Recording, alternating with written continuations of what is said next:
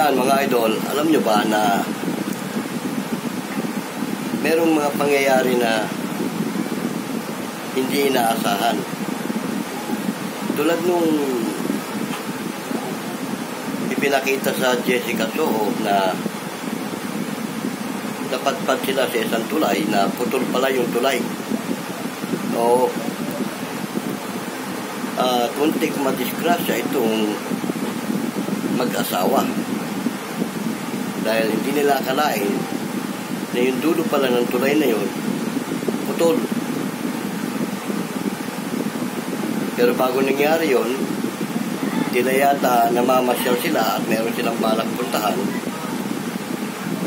Naggawi sila sa lugar na yun. Alam di ba mga idol, ang mga elemento o yung mga engkanto na yan, mapanglil lang. Kapag ikaw nakusunadahan o sino man nakusunadahan ng mga yan, dadaling ka sa isang lugar na maari mong ikapahamak tulad nung nangyari doon sa mag-asawa. Alam nyo kasi, inugnay na naman nila yung kwento na yun sa di umano piringan.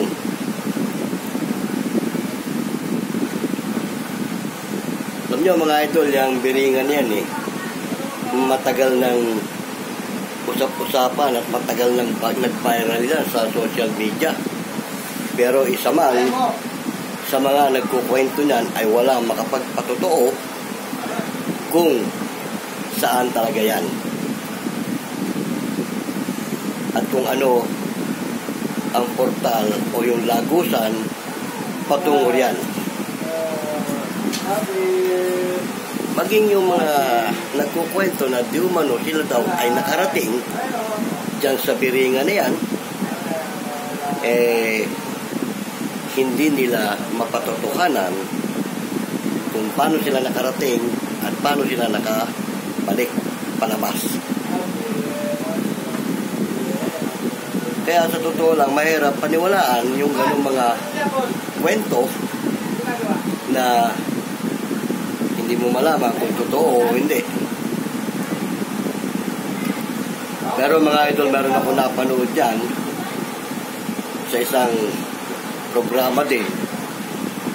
Siya, natuklasan niya yung portal patungong Biringan.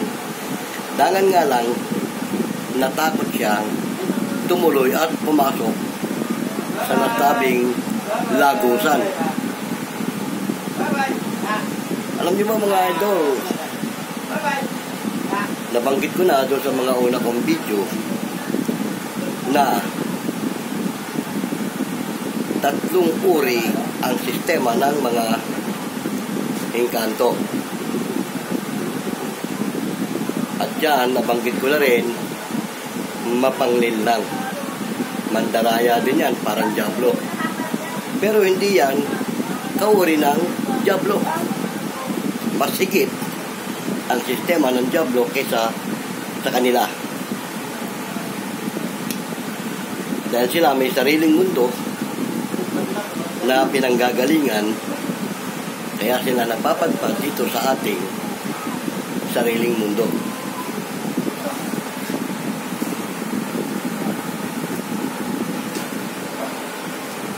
Kaya nga mga idol, yung biringan na yan, kung yan totoo, talagang may mga nanggagaling dyan na napapadpad dito. At nabanggit ko na rin na ang mga engkanto may kanya-kanyang kaharian. Yung biringan na yan, baka isa lang yan sa kaharian nila at hindi natin alam kung anong uri ang engkanto na nariyan. Kasi nga, dito sa ating mundo, masalimuot. Oo. Marahil, yung mga yan, parang ayaw nilang manatili sa kanilang lugar at meron silang ibang pinupuntahan. Parang kagaya rin natin na hindi tayo makapanatili sa sarili nating lugar. Pero yan mga idol, yung napanood natin sa Jessica Soho na yun na mag-asawa na iniugnay nga sa Biringan yung kanilang kwento dahil di umano yung binabaybay nila ito ay nakakita sila ng napakagagandang gusali at napakaliwanag na yun ang kanilang sinundan, tinumbok na hindi nila akalain pagdating sa dulo nun ay maaari silang mapahamak. Sabi ko na nga sa inyo mga idol, yung mga engkanto niya, kapag nakusunadahan ka niyan, dadaling ka sa ikapapahamak mo. Oo. Lalo sa mga walang alam sa larangan ng paranormal. Kaya nga, ang advice natin sa ganyan mga tao, mag-iingat kayo. At huwag kayong basta-basta maniniwala sa mga ganyang sistema. Kasi, hindi nyo alam kung anong kahihinatnan ng inyong ginagawang paglalakbay. Tulad nun, gabi. Ay kung tuluyan silang nalaglag sa ilog, hindi man sila mamatay, hindi natin alam kung anong kahinatnan. Pero 99.9 mamamatay sila ron dahil malulunod sila eh. O, di ba? Yun, napagkukwentuhan lang naman natin mga idol kasi nga umuli na namang umuusbong sa social media itong biri-biringan. Yung kinukwento ko sa inyo na nakatuklas niyan, dapat kung gusto nyo malaman kung nasaan yan, hanapin nyo yung taong yun. Siya, natuklasan niya yan dahil meron siyang ibang kakayahan.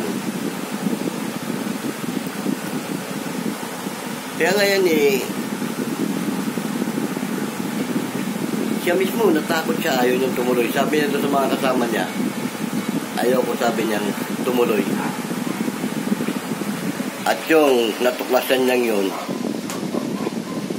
yun mismo ang portal patungo doon sa sinasabi nilang Biringan.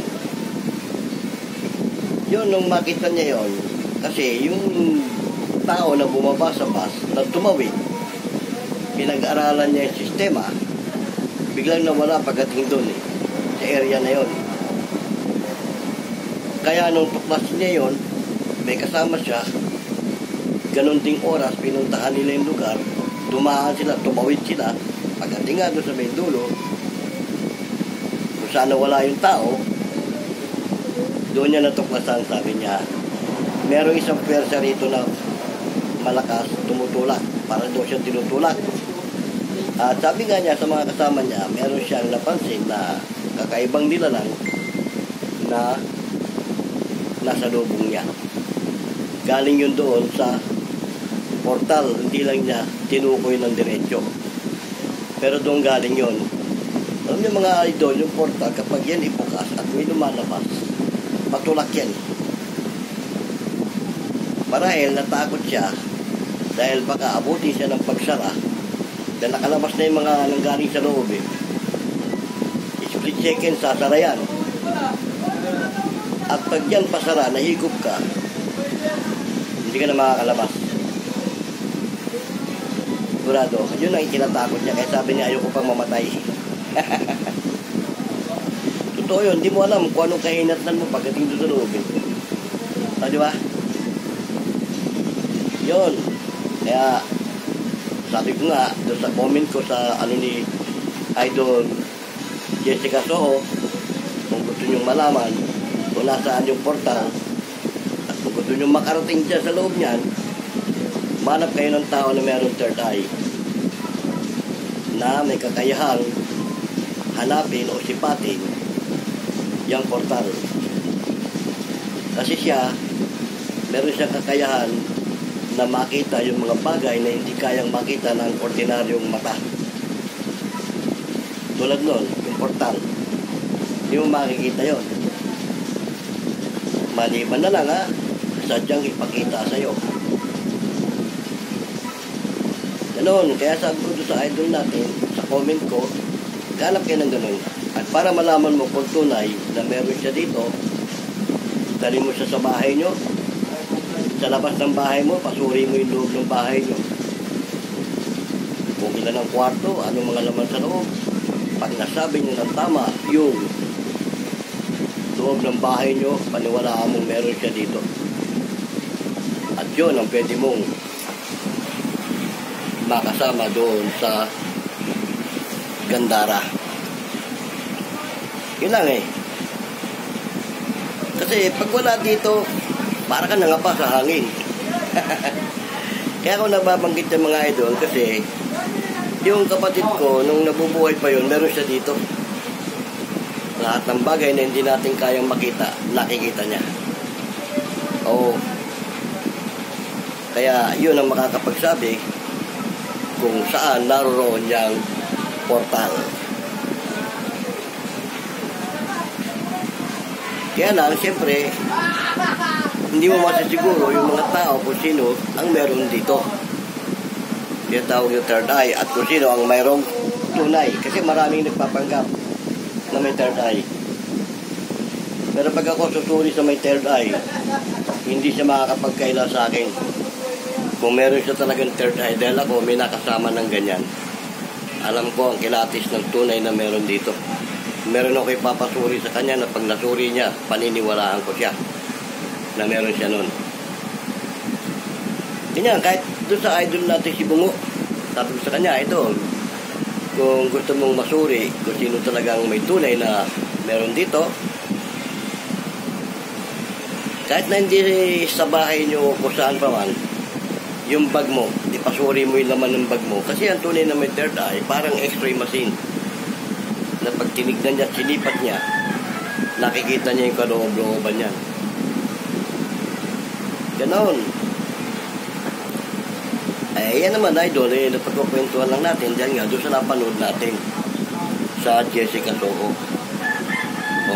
At meron pang isa na sa Jessica Soho din, nakuna ng retrato, inugnay sa biringan, mukat-mukat ng bandang uli, hindi naman pala tunay na yun ang retrato o tinatawag na Lost City o Magical City. Yung pala, pabrika yun doon sa Batangas. Noon mga idol. Kaya ako, ang advice ko lang, huwag nyo nang hangarin na hanapin o puntahan yan. Biringan na yan kasi habang hinahanap mo, tinatarget mo yan, lalong hindi yan matatagpuan. At nakakatakot pa yan, baka mamaya, daling ka nga ng mga engkanto na nariyan, hindi ka na makalabas. Oo. Pero pag mayroon kang kakayahan at mayroon kang hindi naman obra yan. Oo. Yung mga kagaya naming dating paranormal, hindi yan obra. Oo. Sa akin lang yung mga idol, hindi obra yan Oo. Kaya ko rin suwatain yan. Kaya lang, siyempre, ba't natin pakikialaman yung mga yan? Pag taon hindi tayo pinakikialaman, okay na. Yung nga, mabigat sa mga yan. Pag pinakialaman mo yan at ikaw pinirwisyo yan, tapos maligaya ang araw mo.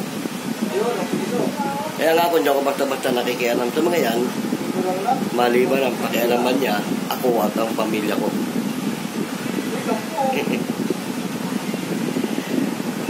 Okay na, salamat ng marami sa nagpitundali ng ating kwentuhan. Sinamahan niyo ako. Pero bago tayo mag-iwalay, shoutout ko lang sa ating mga subscriber dyan, ating mga viewer, ngayon din, sa ating mga follower. Yung mga tanong kayo, lagay nyo lang sa question, comment section. At kung meron kayong mga comment, Bueno, kung muli inyong lingkod, Boyet, at naman talang nagpapaalam, hanggang sa muli, paalam!